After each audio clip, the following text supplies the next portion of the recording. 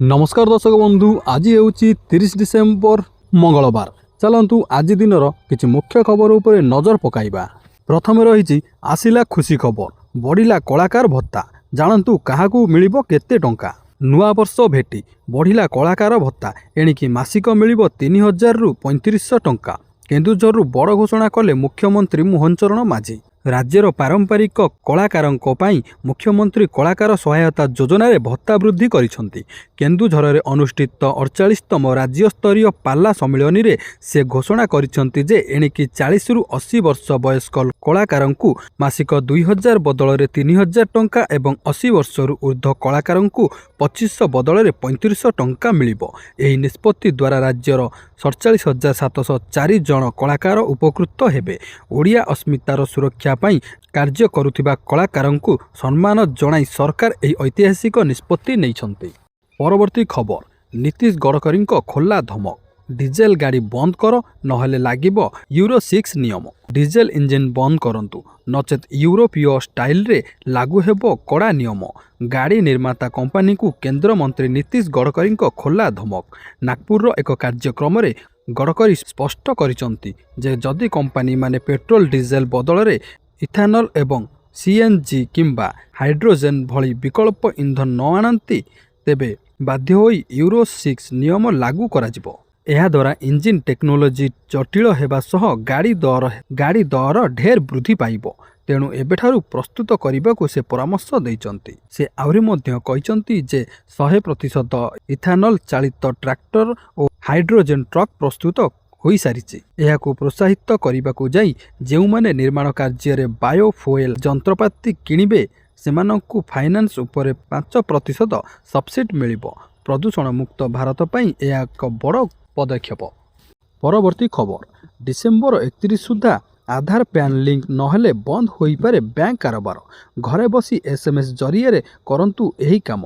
जदि आपण एजाई लिंक करि नाहंती तेबे आगोकू आईटीआर रिफंड मिलिबो नाही एवं बैंक रे 50,000 रु अधिक टंका जमा करि परिबे नाही। एपरिकी नुआ डेबिट किंबा क्रेडिट कार्ड पाइबारे मध्य समस्या उपजिबो। तेबे 80 वर्ष रु ऊर्ध्व वरिष्ठ नागरिकों को एही नियम रु बाद दिया जाइछि। सहजरे लिंक करिबा पई मोबाइल रु टाइप करंतु यूआईडी पैन स्पेस देई 12 अंक आधार विशिष्ट नंबर डायल करंतु स्पेस देई 10 अंक विशिष्ट पैन नंबर देई पठाई दियंतु 567678 किंबा 56161 नंबर को। शेष तारीख पर आपण को बड़ धरणर जोरिमाना सह अनेक आर्थिक कटकणार सामना करने को पड़ पारे। तेणु आज ही प्रक्रिया शेष करंतु। परवर्ती खबर, 1300 कोटीर बकेया चालाण आदाय पाई सरकारक नुआ योजना। ग्रीन स्टिकर नथिले मिलिबनी पेट्रोल हेले राज्य रे स्टिकर रो देखा नाही। परिवहन विभागर एही नुआ नियम को नहीं जन असंतोष बढ़िबारे लागिछि। खोद मंत्री स्वीकार करिसंती जे फेब्रुआरी रे स्टिकर आसीबो। तेबे बिना स्टिकर रे किपरि नियम लागू हैला ताहा प्रश्नवाची। वास्तव रे जहार पुराना जोरिमाना बाकी अछि सेमानंकर ऑनलाइन रे पीयूसी बाहरु नाही। तेणु लोकों को बाध्य होई पुराना फाइन भरिबाकू पड़ुछि। पेट्रोल पंप जोगाण विभाग अधीन रे थिबा बेले परिवहन विभाग तेल बंद करिबा बेआईन बोली चर्चा हिछि। केवल मार्च 31 सुधा राजस्व टार्गेट पूरण पाई एभली करा जाउथिबा अभियोग होईछि। परवर्ती खबर, इंडोनेशियार उत्तर सुलावेसी प्रदेशर मानाडरे एक नर्सिंग होम रे अग्निकांड घटी 16 जनकर मृत्यु होइथिबा सूचना मिलिछि। एथि सहित अन्य 3 जन आहत होइथिबा जने स्थानीय अधिकारी कहिसंती। सहरर अग्निशम एवं उद्धार संस्था मुख्य जिमी रोटिन सुलु कहिसंती जे उत्तर सुलावेसी प्रदेशर राजधानी मानाडोरे थिबा पांडी वेर्धा दमाई नर्सिंग होम रे रविवार रात्रि 8:31 रे अग्निकांड घटी थिबा अग्निशम कर्मचारी माने खबर पाइथिले। एही अग्निकांड रे 16 जनकर मृत्यु हेबा सह 3 जन पोड़ी आहत होइछन। परवर्ती खबर, एसआई परीक्षा स्काम घटना रे प्राथमिक चार्जशीट दाखल कला सीबीआई। 16 जनक विरुद्ध रे तथ्य प्रमाण सह चार्जशीट दाखल कला सीबीआई। शंकर पृष्टि, मुना महांती, सुरेश नायक, सौम्य प्रियदर्शिनी सामल, रिंकू महारणा, बिरंची नायक, नीतीश कुमार समेत 16 जनक नाँ रे चार्जशीट दाखल कला सीबीआई। 16 अभियुक्तों मध्यरु 9 जनक क्राइमब्रांच गिरफ करिथिला। 7 अभियुक्तों सीबीआई गिरफ करी କୋର୍ଟ ଚାଲାଣ କରିଥିଲା। ତଦନ୍ତ ଚାଲିଛି। ଆହୁରି ଏକାଧିକ ବ୍ୟକ୍ତିଙ୍କ ସମ୍ପୃକ୍ତି ଥିବା ନେଇ ଦର୍ଶାଇଛନ୍ତି ସିବିଆଇ। ପରବର୍ତ୍ତୀ ଖବର, ମେକ୍ସିକୋରେ ଏକ ବଡ଼ ଟ୍ରେନ୍ ଦୁର୍ଘଟଣା ଘଟିଛି। ଟ୍ରେନ୍ ଲାଇନ୍ଚ୍ୟୁତ ହେବା ଫଳରେ ଅତି କମ୍ରେ 13 ଜଣଙ୍କର ମୃତ୍ୟୁ ହୋଇଛି ଏବଂ 98 ଜଣ ଆହତ ହୋଇଥିବା ଜଣାପଡ଼ିଛି। ଡିସେମ୍ବର 28 ରବିବାର ଦିନ ଦକ୍ଷିଣ ରାଜ୍ୟ ଓଆସ୍କାକାରେ 250ରୁ ଅଧିକ ଲୋକଙ୍କୁ ନେଇ ଯାଉଥିବା ଏକ ଆନ୍ତଃସାଗରୀୟ ଟ୍ରେନ୍ ଲାଇନ୍ଚ୍ୟୁତ ହୋଇଛି, ଯାହା ଫଳରେ 13 ଜଣଙ୍କର ମୃତ୍ୟୁ ହୋଇଥିବା ବେଳେ 139 ଜଣ ବିପଦମୁକ୍ତ ହୋଇଛନ୍ତି ଏବଂ 98 ଜଣ ଗୁରୁତର ଭାବରେ ଆହତ ହୋଇଛନ୍ତି। ପରବର୍ତ୍ତୀ ଖବର, ଟାଟା ଏର୍ଣ୍ଣାକୁଲମ ଏକ୍ସପ୍ରେସ୍ ଟ୍ରେନ୍ରେ ଭୟାବହ ଅଗ୍ନିକାଣ୍ଡ। ଟ୍ରେନ୍ରେ ନିଆଁ ଲାଗି ଜଣେ ଯାତ୍ରୀଙ୍କ ମୃତ୍ୟୁ ହୋଇଛି। ବିଳମ୍ବିତ ରାତ୍ରିରେ ଆନ୍ଧ୍ରପ୍ରଦେଶର ଏଲାମାଞ୍ଜିଲି ଷ୍ଟେସନରେ ଘଟିଛି ଅଘଟଣ। ଦୁଇଟି କୋଚ୍ M1 ଏବଂ B2ରେ ନିଆଁ ଲାଗି କ୍ଷତିଗ୍ରସ୍ତ ହୋଇଛି। ଅଗ୍ନିକାଣ୍ଡ ସମୟରେ ଗୋଟିଏ ବଗିରେ 42 ଜଣ ଏବଂ ଅନ୍ୟ ଏକ ବଗିରେ 76 ଜଣ ଯାତ୍ରୀ ଥିଲେ। ଏକ୍ସପ୍ରେସ୍ ଟ୍ରେନ୍ଟି ଝାଡ଼ଖଣ୍ଡର ଷ୍ଟିଲ୍ ନଗରୀ ଟାଟାରୁ କେରଳର ଏର୍ଣ୍ଣାକୁଲମକୁ ଯାଉଥିଲା। ପରବର୍ତ୍ତୀ ଖବର, ଜିରୋ ନାଇଟ୍ ପାଇଁ ଟ୍ୱିନ୍ ସିଟିରେ କଟକଣା। ଚେତାବନୀ ଦେଇଛନ୍ତି ପୋଲିସ କମିଶନ ଏସ୍ ଦେବଦତ୍ତ ସିଂ। ରାତି 12ଟା ପରେ ମ୍ୟୁଜିକ୍ ମନା। ଟ୍ୱିନ୍ ସିଟି ସୁରକ୍ଷା ପାଇଁ 18 ପ୍ଲାଟୁନ୍ ଫୋର୍ସ ନିୟୋଜିତ। 29ଟି ସ୍ଥାନରେ ପୋଲିସର କଡ଼ା ନଜର ରହିବ। 5ଟି କ୍ୱିକ୍ ରିଆକ୍ସନ୍ ଟିମ୍ ସଜାଗ ରହିବେ। ସମସ୍ତ ଥାନା ଅଞ୍ଚଳରେ ସେହି ଥାନା ଅଧିକାରୀ ଏକ ପେଟ୍ରୋଲିଂ ଟିମ୍ ବ୍ୟବସ୍ଥା କରିବେ। ତେବେ ମଦ୍ୟପାନ କରି ଘରକୁ ଫେରିବା ପାଇଁ ପ୍ଲାନିଂ ଥିଲେ ସାଙ୍ଗରେ ଡ୍ରାଇଭର ଧରି ଆସନ୍ତୁ ବୋଲି କହିଛନ୍ତି ପୋଲିସ କମିଶନ। ମଦ୍ୟପାନ କରି ଗାଡ଼ି ଚଳାଉଥିଲେ ଗାଡ଼ି ଜବତ ସହ ଡ୍ରାଇଭର ଯିବେ ଜେଲ୍। ରାଜଧାନୀରେ 18ଟି ସ୍ଥାନରେ ନାକାବନ୍ଦୀ ରହିବ। ହୋଟେଲ ବାର୍ ପବ୍ରେ ବାର ପରେ କାର୍ଯ୍ୟକ୍ରମ ବନ୍ଦ। ପରବର୍ତ୍ତୀ ଖବର, ସୁଭଦ୍ରା ଯୋଜନା ନେଇ ଆସିଲା ବଡ଼ ଅପଡେଟ୍। ଶ୍ରୀମତୀ ପ୍ରଭାତୀ ପରିଡ଼ା ଦେଲେ ବଡ଼ ସୂଚନା। ନୂଆ ବର୍ଷରେ ଆଉ ମାର୍ଚ୍ଚ 8 ତାରିଖରେ ମିଳିବା ପାଇଁ ଯାଉଛି ସୁଭଦ୍ରା ଯୋଜନା ଟଙ୍କା। ତାହା ପୂର୍ବରୁ ଯେଉଁମାନେ ସୁଭଦ୍ରା ଯୋଜନାରେ ଏହି କାମ କରିନାହାନ୍ତି ତୁରନ୍ତ କରାଇ ନିଅନ୍ତୁ, ନଚେତ୍ ସୁଭଦ୍ରା ଯୋଜନା ଟଙ୍କାଟି ଆପଣଙ୍କ ଆକାଉଣ୍ଟକୁ ଆସି ନପାରେ। କାରଣ ଶ୍ରୀମତୀ ପ୍ରଭାତୀ ପରିଡ଼ା ଏହି ସୁଭଦ୍ରା ଯୋଜନା ଟଙ୍କାକୁ ନେଇ ଗୋଟିଏ ବଡ଼ ସୂଚନା ଦେଇଛନ୍ତି। ଆପଣମାନେ ଜାଣିଥିବେ, ନୂଆ ବର୍ଷରେ ଯେଉଁମାନେ ନୂତନ କରି ସୁଭଦ୍ରା ଯୋଜନାରେ ଆବେଦନ କରିଥିଲେ ସେମାନଙ୍କ ଆକାଉଣ୍ଟକୁ ଡିବିଟି ମାଧ୍ୟମରେ ଏକାଥରେ 2ଟା କିସ୍ତି 10,000 ଟଙ୍କା ଛଡ଼ାଯିବ।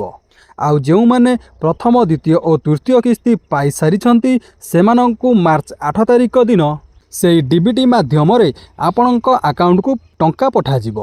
ହେଲେ ଦର୍ଶକ ବନ୍ଧୁ, ଏଇଠି ଜାଣି ରଖିବା କଥା ଯେ ଆପଣମାନେ ଏହି ସୁଭଦ୍ରା ଯୋଜନା ଟଙ୍କା ପାଇବା ପୂର୍ବରୁ ଆପଣଙ୍କ ବ୍ୟାଙ୍କରେ ଯାଇ ଡିବିଟି ଆକ୍ଟିଭ୍ ଅଛି କି ନାହିଁ ଚେକ୍ କରିନିଅନ୍ତୁ। ଆପଣମାନେ ଜାଣିଥିବେ ଏହି ସୁଭଦ୍ରା ଟଙ୍କାଟି କେବଳ ଡିବିଟି ମାଧ୍ୟମରେ ହିଁ ଆକାଉଣ୍ଟକୁ ଆସିଥାଏ। ଯଦି ଆପଣଙ୍କର ଡିବିଟ୍ ଆକ୍ଟିଭ୍ ନଥିବ କି ଇନ୍ଆକ୍ଟିଭ୍ ଥିବ ତାହେଲେ ଏହି ସୁଭଦ୍ରା ଟଙ୍କାଟି ଆପଣ ପାଇପାରିବେ ନାହିଁ। ଏହି ଡିବିଟି କାରଣ ଯୋଗୁଁ ବହୁ ହିତାଧିକାରୀମାନଙ୍କର ଟଙ୍କା ଏପର୍ଯ୍ୟନ୍ତ ମଧ୍ୟ ଆକାଉଣ୍ଟକୁ ଆସିପାରୁନାହିଁ। ତେଣୁକରି ଆପଣମାନେ ଆପଣଙ୍କ ବ୍ୟାଙ୍କରେ ଡିବିଟି ଆକ୍ଟିଭ୍ ଅଛି କି ନାହିଁ ତୁରନ୍ତ ଚେକ୍ କରନ୍ତୁ। ଏଥିପାଇଁ ଆପଣମାନେ ଆପଣଙ୍କର ବ୍ୟାଙ୍କକୁ ଯାଇ ଚେକ୍ କରିପାରିବେ, ନଚେତ୍ ସୁଭଦ୍ରା ଯୋଜନା ପୋର୍ଟାଲକୁ ଯାଇ ନାଓ ୟୋର ଷ୍ଟାଟସକୁ ଯାଇ ଆପଣମାନେ ଆପଣଙ୍କର ଡିବିଟି ଆକ୍ଟିଭ୍ ଅଛି କି ନାହିଁ ଚେକ୍ କରିପାରିବେ। ତାହା ସହିତ ଆପଣଙ୍କର ମୋବାଇଲ ନମ୍ବର ଆଧାର କାର୍ଡ଼ରେ ଲିଙ୍କ ଥିବା ନିହାତି ଜରୁରୀ ଅଟେ। ଯଦି ଆପଣଙ୍କର ମୋବାଇଲ ନମ୍ବର ଆଧାର କାର୍ଡ଼ରେ ଲିଙ୍କ ନଥିବ ତାହେଲେ ମଧ୍ୟ ଆପଣଙ୍କର ସୁଭଦ୍ରା ଟଙ୍କାଟି ଆସିପାରିବ ନାହିଁ। ତେଣୁକରି ଦର୍ଶକ ବନ୍ଧୁ, ସୁଭଦ୍ରା ଯୋଜନାରେ ମିଳିବାକୁ ଥିବା 4ଥ କିସ୍ତି, ତାହା ସହିତ ନୂଆ ବର୍ଷରେ ଯେଉଁ ନୂତନ ହିତାଧିକାରୀମାନଙ୍କୁ ଏକାଥରେ 10,000 ଟଙ୍କା ମିଳିବା ପାଇଁ ଯାଉଛି ସେମାନେ ମଧ୍ୟ ନିଜ ନିଜର ଡିବିଟି ଚେକ୍ କରିନିଅନ୍ତୁ। ପରବର୍ତ୍ତୀ ଖବର, ସୁପ୍ରିମକୋର୍ଟଙ୍କ ବଡ଼ ରାୟ, ଏକ୍ସପାୟରି ଡିଏଲ୍ ଆଉ ଚଳିବନି।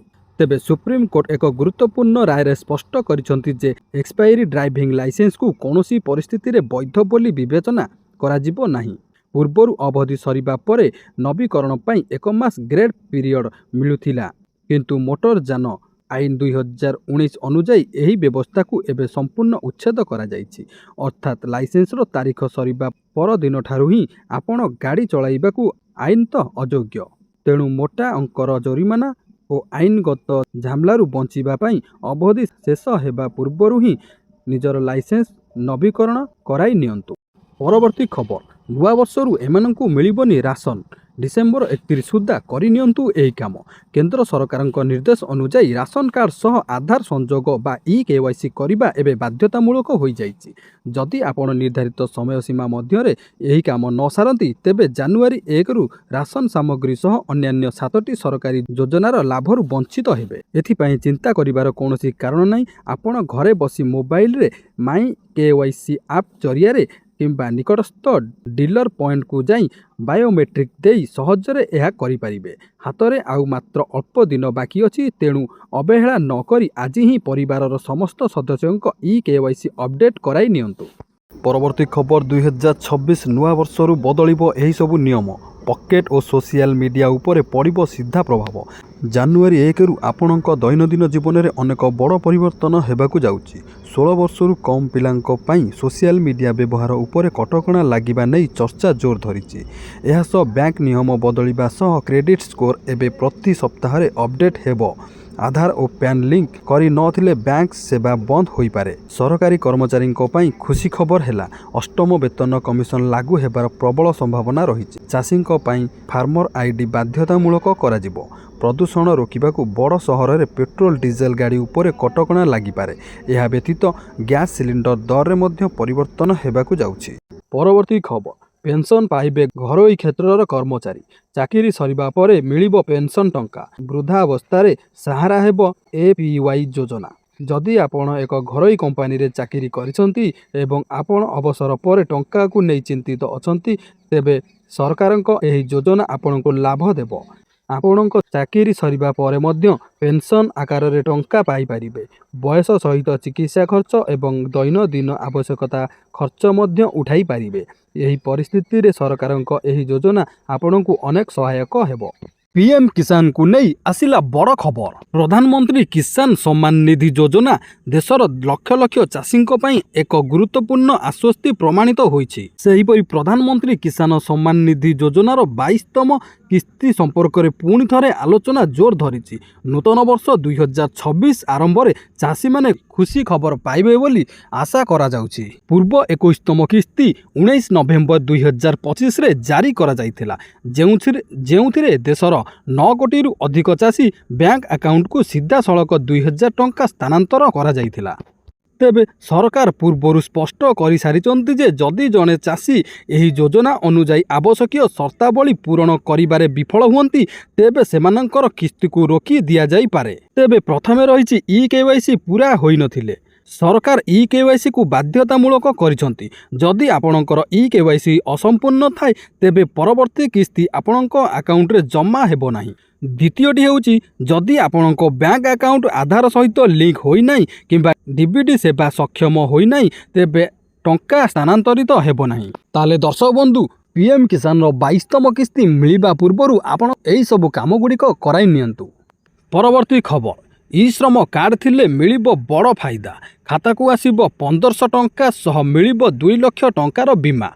केंद्र सरकारक ई श्रम योजना अधीन रे असंगठित क्षेत्रर श्रमिक मानकु मिलुछि एकाधिक सरकारी सुविधा। एही कार्ड थिले हिताधिकारी को 2 लाख टंकार दुर्घटना बीमा, 60 वर्ष पर मासिक 3000 टंका पेंशन एवं 1500 टंकार आर्थिक सहायता मिलिबार व्यवस्था रहिछि। 16 रु 59 वर्ष बयसर जेकोसी श्रमिक जहाँक मासिक आय 15,000 टंकारु कम सेमाने एही योजना रे शामिल होई पारिबे। एही सुविधा पाइबा पई आपण ishram.gov.in पोर्टाल किंबा निकटस्थ जनसेवा केंद्र रे जाई पंजीकरण करि पारिबे। आवेदन पई केवल आधार कार्ड और बैंक खाता नंबर आवश्यक। जदि आपण एजाए पंजीकरण करि नाहंती तेबे आज ही आवेदन करी निज भविष्यत सुरक्षित कर।